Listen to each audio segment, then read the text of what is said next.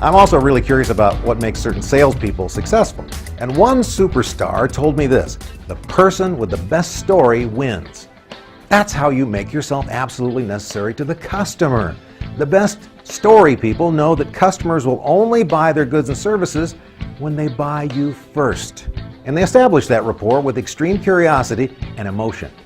When you sell emotion, this is what you do. You show extreme interest in other people. I learned this in broadcasting. When I was a talk show host, we were taught to do something that most salespeople are not taught to do. We were taught to show extreme interest in other people. If we ever hear ourselves talking about ourselves, shut up. It is not about us. For a talk show, we only have these people for 7 minutes. We have to do the best we can do to create instant rapport and get them to open up and say things they would not normally tell other people. I'm going to show you an abbreviated interview that I did with the late billionaire Malcolm Forbes, and I've even ticked off how many questions I asked him. Well, I want to get to our audience because I know they've got a lot of questions for Malcolm Forbes. Can we do that? If you were to lose all of your money today, what would you want to do for a living? Find it. After that interview, he's a great guest, by the way, he grabs my arm and he goes, "You know, Ross, you're a fascinating young man. Would you like to go hot air ballooning with me and Elizabeth Taylor on the weekend?" And so on Saturday, I've got Elizabeth Taylor here, Malcolm Forbes here in a hot air balloon in Napa Valley, wondering how did I get in the Billionaire Boys Club? He thought I was fascinating because I was asking questions about him. If you want to have instant rapport with people, if you want to create relationships that get off to on the right foot, focus on them. Those people can't wait to run back and see you so they can talk about themselves. I hired this quirky aeronautical engineer as a comedy writer. His name is Bill Nye. And one night, a big guest canceled just minutes before airtime. And even though Bill had never been on television, he taught us how confidence and expertise can make high pressure look pretty easy.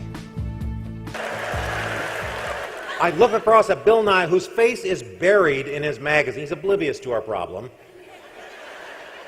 I say, Bill, look up for a second. We have a problem here. Do you have any experiments? Do you have any demonstrations in any of your magazines that would be amusing? Just for a few minutes, I got to put somebody on TV.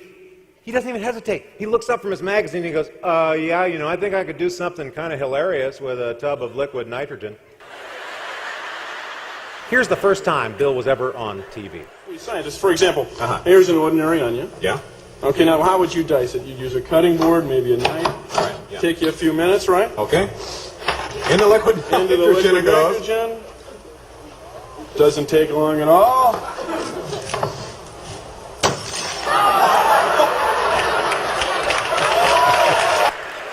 Isn't that brilliant? So I went up to him afterward and I said, Bill, that was amazing. We have got to have you on and do that again.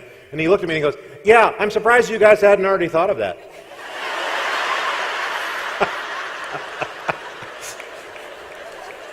You can't think of everything. You can't think of every great idea and great innovation and great sales trick and sales. You can't think of everything. Mine the experience and differences of others.